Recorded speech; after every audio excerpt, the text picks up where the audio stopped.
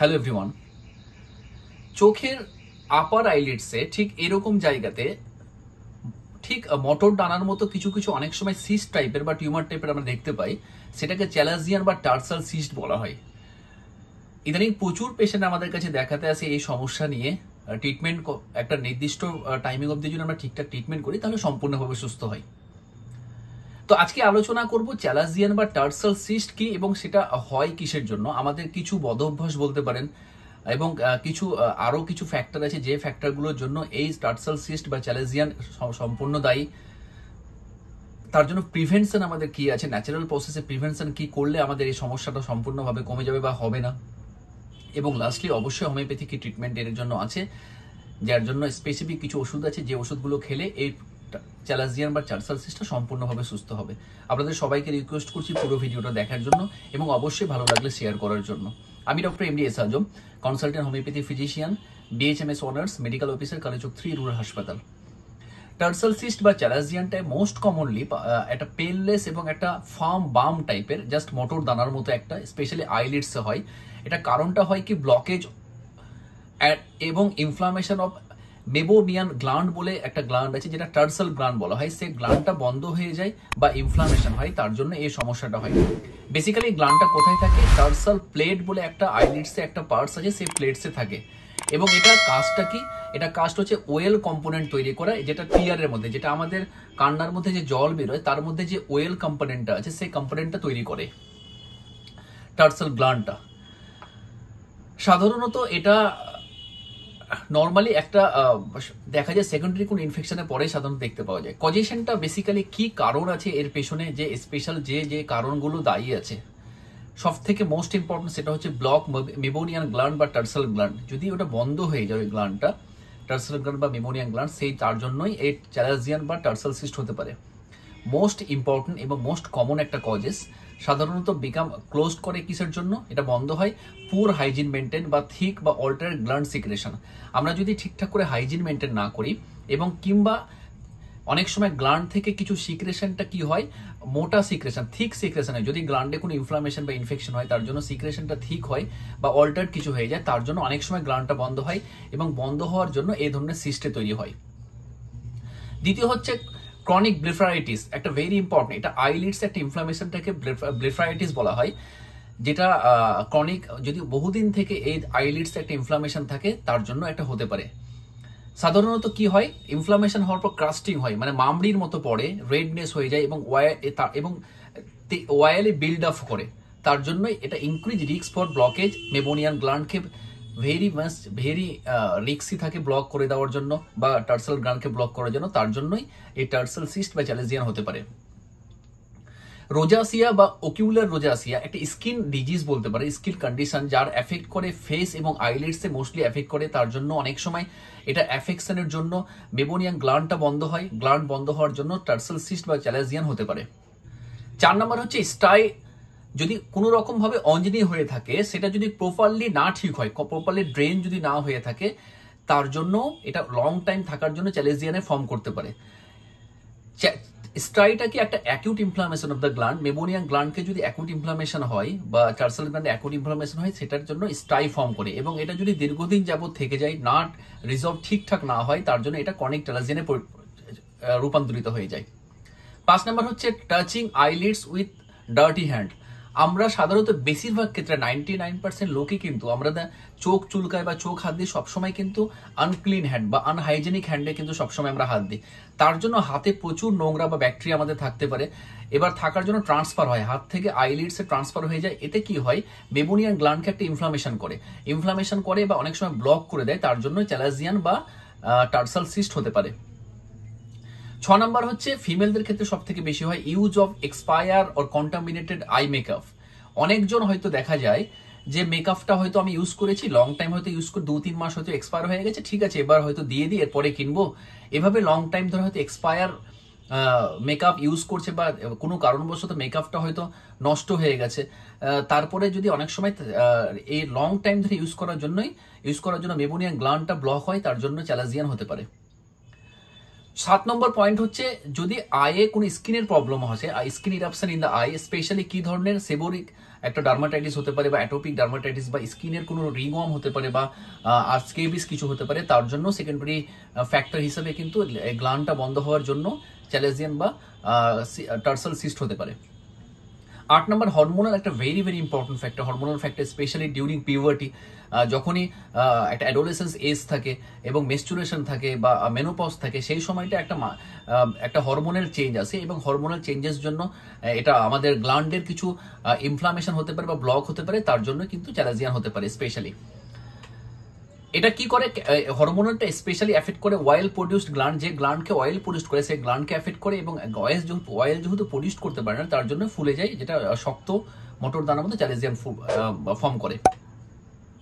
8 নম্বর হচ্ছে 9 নম্বর হচ্ছে poor diet বা vitamin deficiency, very very important factor. সাধারণত আমরা যদি খাবারে ওমেগা 3 ফ্যাটি অ্যাসিড কম খাই, তার জন্য একটা poor quality of meibomian secretion হয়।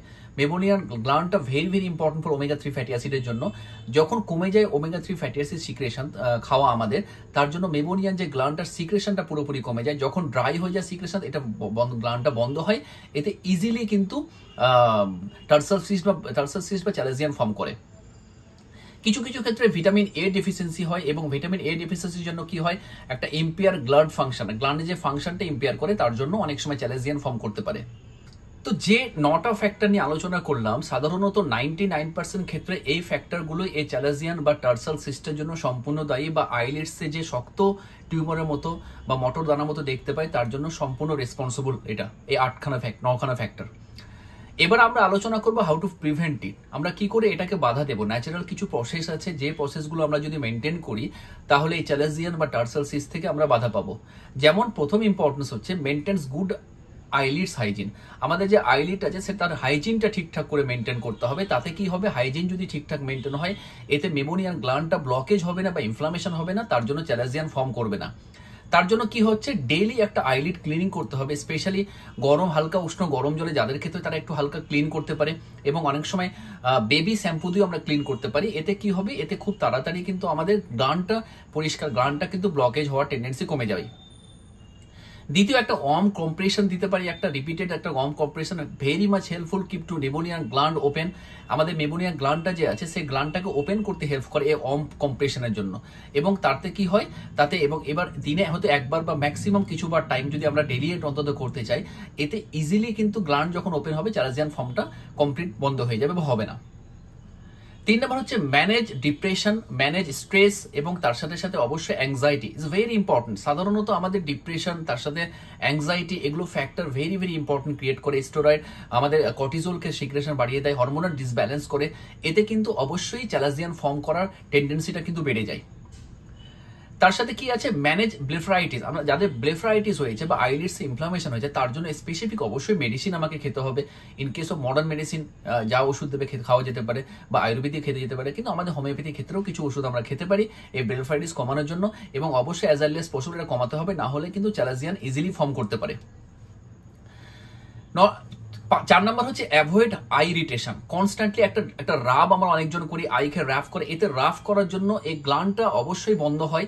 কনস্ট্যান্টলি রাবের জন্য গ্ল্যান্ডে যখন প্রেশার পড়ে গ্ল্যান্ডটা বন্ধ হয়, তাতে চ্যালেজিয়ান ফর্ম করে। তো অবশ্যই আমাদের এই avoid I irritation, I rubbing করাটা আমাকে অ্যাভয়েড করতে হবে। এবং remove eye makeup specially at night during slip. আমরা প্রত্যেক দিন অন্তত আই মেকআপটা আমাকে রিমুভ করতে হবে ডিউরিং স্লিপের টাইমে। তার না করলে আমরা আই মেকআপ থেকে আপনার গ্ল্যান্ডে কিন্তু এন্ট্রি হতে পারে, এতে গ্ল্যান্ডটা ব্লক হয়ে চ্যালেজিয়ান ফর্ম করতে পারে। তার সাথে রেগুলার একটা মেকআপ আমি চেঞ্জ করব, অন্তত 3 থেকে 6 মাস অন্তর অন্তর একটা মেকআপ আমাকে চেঞ্জ করতে হবে, কারণ অনেক সময় সেম মেকআপে অনেক সময় অ্যাডাপ্টেড হয়ে এবং ইনফ্লামেশন অনেক সময় হতে পারে, স্কিন ইরিটেশন হতে পারে বা কন্ট্যাক্ট ডার্মাটাইটিস হতে পারে। এতে কিন্তু এতে ব্লেফারাইটিস বলুন, তার সাথে চ্যালেজিয়ান বলুন বা টার্সাল সিস্ট, এগুলো কিন্তু ইজিলি ফর্ম করতে পারে। 5 নম্বর, হেলদি ডায়েট একটা আয়ের জন্য আমি খেতে পারি। অবশ্যই ওমেগা 3 ফ্যাটি অ্যাসিড আমি অ্যাডভাইস দেবো। Omega 3 fatty acid is very very helpful for meibomian গ্ল্যান্ডকে ঠিক রাখার জন্য, তো ওটা অবশ্যই অ্যাডভাইস দেবো ওমেগা 3 ফ্যাটি অ্যাসিড খাওয়ার জন্য। স্টে হাইড্রেট, অবশ্যই জল 3 থেকে 4 লিটার মিনিমাম জল খেতে বলবো।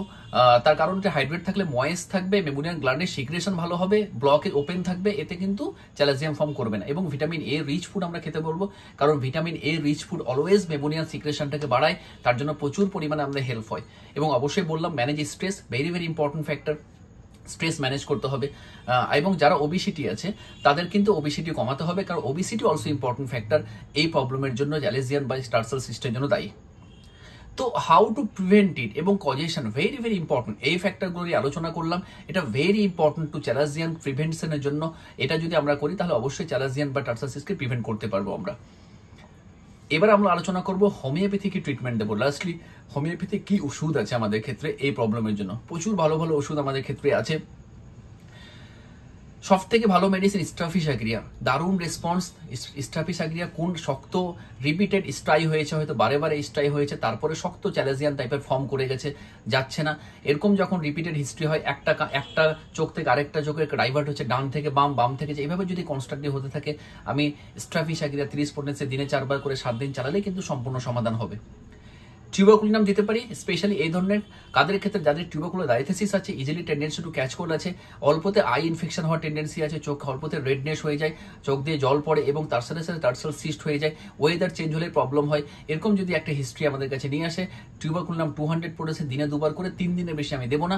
তারপর আমি ওয়াচ করব, প্রয়োজন পড়লে রিপিট করতে হতে পারে, না হলে নিয়ারেস্ট কোন ডাক্তারের সঙ্গে কনসাল্ট করুন, না হলে কমেন্ট করুন, আমি ঠিক সাজেস্ট করে দেবো এরপরে কি ওষুধ খেতে হবে। পালসিটিলা দিতে পারি, স্পেশালি কাদের ক্ষেত্রে দেবো, যদি দেখা যায় প্রচুর রিচ ফুড খেয়ে এই ধরনের প্রবলেম হয়েছে, হয়তো স্ট্রাই হয়েছে বা চ্যালেজিয়ান হয়েছে, তার সাথে অনেক সময় এবং তার সাথে একটা জলের পিপাসা কম থাকছে, এবং তার সাথে সাথে অ্যাবডোমিনাল একটা প্রবলেম থাকছে, পিরিয়ডিক্যাল ডিস্টার্বেন্স ফিমেলদের ক্ষেত্রে থাকতে পারে, এরকম যদি একটা হিস্ট্রি না এসে নিয়ে পাওয়া যায়, তাহলে পালসিটিলা 30 পোটেন্সে দিনে 4 বার করে যদি 7 দিন চালাই, তাতেও কিন্তু সম্পূর্ণভাবে সুস্থ হবে। সাইলেশিয়াম ইউজ করতে পারি, স্পেশালি কোন কেসে একটা চিলি পেশেন্ট থাকবে, শক্ত একটা মটর দানার মতো চ্যালেজিয়ান ফর্ম করবে, ব্রেফ্রাইটিস একটা ইনফ্লামেশন হবে, পুরো পাস ফর্মেশন হয়ে যাবে, আইটা কন্টাক্ট হয়ে যাবে, বন্ধ হয়ে যাবে, এবং একটা তার সাথে একটা মামড়ি পড়ে যাবে, এরকম যদি একটা হিস্ট্রি নিয়ে আসে, পাস ফর্মেশনের মতো মামড়ি পড়বে, এরকম যদি একটা হিস্ট্রি নিয়ে আসে, সাইলেশিয়া 200 আমি অন্তত দিনে 2 বার করে 4 থেকে 5 দিন চালালেও কিন্তু সম্পূর্ণ সমস্যার সমাধান হবে। ক্যালকিরিয়া ফ্লোর আমি দিতে পারি, কোন ক্ষেত্রে ক্যালকিরিয়া ফ্লোর স্পেশালি সেই সব ক্ষেত্রে দেবো যাদের চ্যালাজিয়ানের সঙ্গে শক্ত মটর দানাটা একটু পেইনফুল থাকবে, দুটো বোথ আইয়ে থাকতে পারে, মাল্টিপুল থাকতে পারে, এবং তার সাথে সাথে জয়েন্টে একটা ইনফ্লামেশন থাকবে এবং গ্ল্যান্ড সোয়েলিং থাকতে পারে। অনেকজন বলবে ডাক্তার এরকম গ্ল্যান্ডগুলো আমাদের শক্ত মটর দানার মতো হয়ে গেছে, তাদের যদি হিস্ট্রি পায়, ক্যালকিরিয়া ফ্লোর 30 পোটেন্সে দিনে 4 বার 7 দিন চালান, সম্পূর্ণভাবে সুস্থ হবে। তারপরে কি দিতে পারবো, তারপরে সব থেকে ভালো ওষুধ যেটা গ্রাফাইটিস আমরা দিতে পারি। গ্রাফাইটিস কখন আমরা দেবো, দারুণ রেসপন্স, স্পেশালি এই ধরনের প্রবলেমের সাথে একটা ডিসচার্জ অনেক সময় হতে পারে, স্ট্রাই থেকে একটা স্ট্রিকি ডিসচার্জ থাকতে পারে, একটা পিরিয়ডিক্যাল ডিস্টারবেন্স একটা ফিমেলদের ক্ষেত্রে থাকবে, একটা কনস্টিপেশন থাকতে পারে, এবং ওবেসিটি পার্সেন্ট যাদের থাকবে তাদের ক্ষেত্রে গ্রাফাইটিস 30 পোটেন্সে দিনে 4 বার অন্তত 7 দিন চালালে সম্পূর্ণ সমস্যার সমাধান হবে। লাস্টলি কোনিয়াম ম্যাক আমরা কখন দেবো, কোনিয়াম ম্যাক স্পেশালি দারুণ মেডিসিন এই প্রবলেমের জন্য। স্পেশালি কোনিয়াম ম্যাক তখনই দেবো একটা ব্রেফাইটিস তার সাথে একটা চ্যালেজিয়ান ফর্ম করবে বোথ আয়ে এবং নরম টাইপের থাকবে, তার সাথে একটা হিস্ট্রি থাকবে, ফিমেলদের ক্ষেত্রে ব্রেস্টে ইনফ্লামেশন একটা হিস্ট্রি থাকতে পারে, ব্রেস্টে কোনো প্রবলেম থাকতে পারে, বা মেলদের ক্ষেত্রে পোস্টেরে কোনো এনলার্জমেন্ট থাকতে পারে, এরকম যদি একটা হিস্ট্রি আমাদের কাছে নিয়ে আসে, কোনিয়াম ম্যাক 30 পোটেন্সে দিনে 4 বার 7 দিন চালালেও সম্পূর্ণ আস্তে আস্তে সম্পূর্ণ সমাধান হয়ে যাবে। একটা ওষুধ আবার বলা হয়নি, sepia is a excellent medicine in চ্যালাজিয়ানের জন্য। স্পেশালি কোন ক্ষেত্রে দেবো, ফিমেলদের ক্ষেত্রে, একটু মিডিল এজ ফিমেলদের ক্ষেত্রে যারা দেবো, একটু ডিপ্রেশন অ্যাংজাইটিতে প্রচুর থাকে যারা, এবং তার সাথে পিরিয়ডিক্যাল ডিস্টারবেন্স থাকে, এবং চ্যালাজিয়ানের থাকে পুরো মুখটা ব্ল্যাকিশ স্পট পড়ে যায়, যেটা মেস্তা বলা হয়, তার সাথে যদি পিরিয়ডিক্যাল ডিস্টারবেন্স থাকে, তাহলে 30 পোটেন্সে দিনে 4 বার করে 7 থেকে 8 দিন আপনার সমস্যা সম্পূর্ণভাবে সুস্থ হবে। আরও প্রচুর মেডিসিন আমাদের ক্ষেত্রে আছে, কিন্তু এই ওষুধগুলো সব থেকে ভালো রেসপন্স আমরা দেখেছি এবং দারুণ কাজ করে। স্পেশালি এই ওষুধগুলো আমরা দিলে আমরা ম্যাক্সিমাম ক্ষেত্রে কিন্তু 100% রেসপন্স পাই, এবং তার সাথে সাথে অবশ্যই কিছু যেটা প্রিভেনশন আছে সেটা অবশ্যই মানতে হবে। তো আজকে আপাতত এটুকুই, আপনাদের সবাইকে অনুরোধ করছি, ভালো লাগলে অবশ্যই সবাই শেয়ার করুন, কারণ ম্যাক্সিমাম লোক এই প্রবলেমে ভুগছে, অন্তত এই ভিডিও দেখার পর ডেফিনেটলি তাদের কিছু না কিছু লাভ হবে। লাইক, সাবস্ক্রাইব এবং অবশ্যই কমেন্ট করুন, এবং আমার চ্যানেল ক্লাসিক্যাল হোমিওপ্যাথিক ফিজিশিয়ান যেটা চ্যানেল আছে সেই চ্যানেলকে আপনারা ফলো করুন। প্রিভিয়াসলি প্রচুর ভিডিও আছে, সেই ভিডিওগুলো আপনারা দেখুন, আশা করছি অবশ্যই ভালো লাগবে আপনাদের। পুরো ভিডিও দেখার জন্য সবাইকে ধন্যবাদ, সবাই ভালো থাকুন, সবাই সুস্থ থাকুন।